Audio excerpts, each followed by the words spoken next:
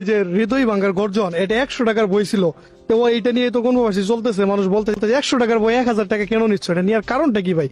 1000 টাকা তো এটা না, দাম না, 100 টাকা ছিল, তুমিও বিক্রি করছো, তো এখন 1000 টাকা কেন নিচ্ছ? এটা কি মানুষের সাথে প্রতারণা হচ্ছে না ভাই? যেমন ধরো আমি তোমাকে এই জিনিসটা বুঝাই, তাহলে তোমার বুঝতে সহজ হবে। সমুদ্রে মাছ থাকে,